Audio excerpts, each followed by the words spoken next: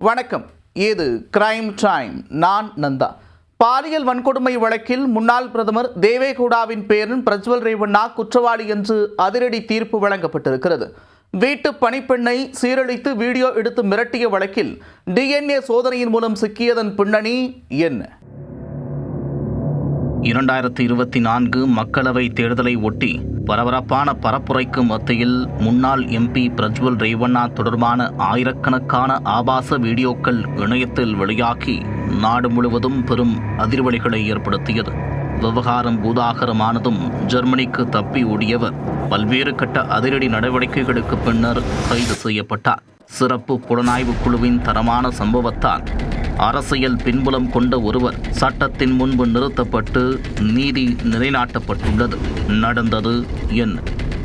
கர்நாடக மாநிலத்திலிருந்து வெற்றி பெற்று நாடாளுமன்றம் சென்ற பிரஜ்வல் ரேவண்ணா 2024 ஆண்டு ஹாசன் தொகுதியில் மதச்சார்பற்ற ஜனதாதளம் சார்பில் மீண்டும் போட்டியிட்டார். தேர்தல் காலத்தில் தீவிர பரப்புரையில் ஈடுபட்டிருந்த போது பிரஜ்வல் பல்வேறு பெண்களுக்கு பாலியல் தொல்லை அளித்ததாக கூறி வீடியோக்கள் வெளியாகி பரபரப்பை ஏற்படுத்தியது. அவர் பல பெண்களுடன் நெருக்கமாக இருக்கும் 3000க்கும் மேற்பட்ட வீடியோக்கள் வெளியாகி தேர்தல் அலையை ஓவர்டேக் செய்து பெரும் அதிர்வலைகளை ஏற்படுத்தியது. இதனையடுத்து பிரஜ்வல் வீட்டில் வேலை செய்த பணிப்பெண், மதச்சார்பற்ற ஜனதாதள கிராம பஞ்சாயத்து தலைவி உட்பட 4 பேர் பாலியல் புகார் அளித்தனர். இதில் 3 பாலியல் வன்கொடுமை வழக்குகள் உட்பட 4 வழக்குகள் பதிவு செய்யப்பட்டது. இதனை அறிந்த பிரஜ்வல் ரேவண்ணா ஜெர்மனிக்கு தப்பி ஓடினார். 35 நாட்களுக்கு பிறகு 2024 மே கடைசியில் பெங்களூரு திரும்பிய போது கைது செய்யப்பட்டார். முன்னதாக அவர் தாக்கல் செய்த முன்ஜாமீன் மனுவை கர்நாடக உயர்நீதிமன்றம் மற்றும் உச்சநீதிமன்றம் தள்ளுபடி செய்தன. இதனையடுத்து பிரஜ்வல் ரேவண்ணா மீதான பாலியல் வழக்கு MP, MLAக்களை விசாரிக்கும் சிறப்பு நீதிமன்றம் விசாரித்து வந்தது. மேலும் ஆய்வாளர் ஷோபா தலைமையில் சிறப்பு புலனாய்வு குழு தீவிர விசாரணை மேற்கொண்டது.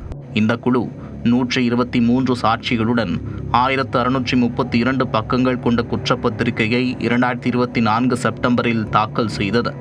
அதில் பாதிக்கப்பட்ட பணிப்பெண்ணை 2021 ஆண்டில் 2 முறை பிரஜ்வல் ரேவண்ணா பாலியல் வன்கொடுமை செய்ததாக கூறப்பட்டது. இதில் 26 சாட்சிகளிடம் விசாரணை நடத்தப்பட்ட நிலையில் பெங்களூருவில் உள்ள சிறப்பு நீதிமன்ற நீதிபதி சந்தோஷ் கஜானன் பட் வெள்ளிக்கிழமை தீர்ப்பளித்தார்.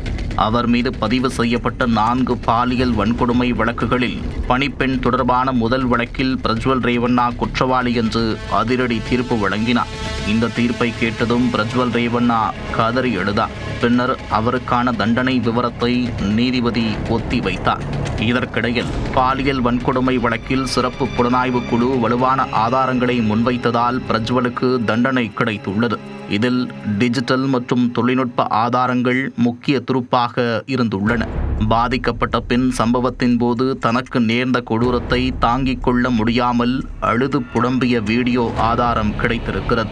அந்த வீடியோவில் பிரஜ்வலின் முகம் தெரியவில்லை என்ற போதும் தடயவியல் பகுப்பாய்வு அறிக்கை மூலம் அது அவர்தான் என்பது உறுதியாகியிருக்கிறது. பிரஜ்வல் தனது பண்ணை வீட்டில் வைத்து பணிப்பெண்ணை பாலியல் வன்கொடுமை செய்த போது அந்த பெண் அணிந்திருந்த உடை அங்குள்ள அலமாரியில் போடப்பட்டுள்ளன.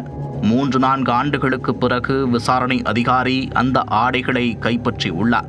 கசங்கிய நிலையிலிருந்த ஆடைகளில் உள்ள சான்றுகளை DNA பரிசோதனைக்கு உட்படுத்திய போது பிரஜ்வல் ரேவண்ணா கையும் களவுமாக சிக்கியிருக்கிறார். அதுவே அவர் குற்றவாளி என்பதற்கு முக்கிய ஆதாரமாகவும் இருந்துள்ளது.